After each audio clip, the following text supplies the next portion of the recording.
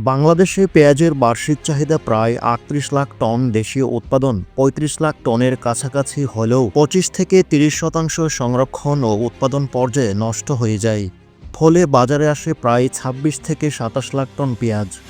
চাহিদা পূরণে প্রতিবছর ১০ থেকে ১১ লাখ টন পেঁয়াজ আমদানি করতে হয়। এতদিন আমদানির ৯০% ছিল ভারতের উপর নির্ভরশীল। তবে ২০২৪ সালের রাজনৈতিক পট পরিবর্তনের পর উন্মুক্ত পদ্ধতিতে বাজার অনুসন্ধান শুরু হলে পাকিস্তান সহ ৮টি দেশ থেকে পেঁয়াজ আমদানি শুরু করা হয়। গত ৬ মাসে আমদানি হওয়া ১৩,৫৯৬ মেট্রিক টন পেঁয়াজের মধ্যে পাকিস্তান থেকে আসে ৬,২৯১ টন, যা মোট আমদানির ৪৭%।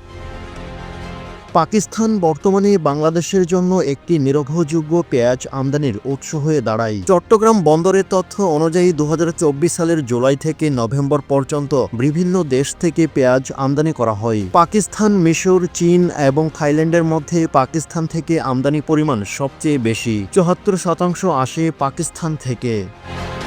এদিকে খাতুনগঞ্জের পাইকারি ব্যবসায়ী ইলিয়াস হোসেন গণমাধ্যমকে বলেন, পাকিস্তানের পেঁয়াজের দাম প্রতি কেজি ৪৫ টাকা, যা ভারতীয় পেঁয়াজের তুলনায় অনেকটাই কম। আগে ভারতীয় পেঁয়াজের উপর নির্ভরশীল থাকায় কৃত্রিম সংকট তৈরি হতো, কিন্তু এখন পাকিস্তান থেকে আমদানি করে বাজার স্থিতিশীল রাখা সম্ভব হচ্ছে। অন্যদিকে ফরিদপুর, পাবনা, রাজশাহী সহ বিভিন্ন জেলায় দেশীয় পেঁয়াজের সরবরাহ থাকায় আমদানি নির্ভরতা কমে। নভেম্বর থেকে দেশীয় পেঁয়াজ বাজারে আসার পরে দাম কিছুটা স্থিতিশীল হয়।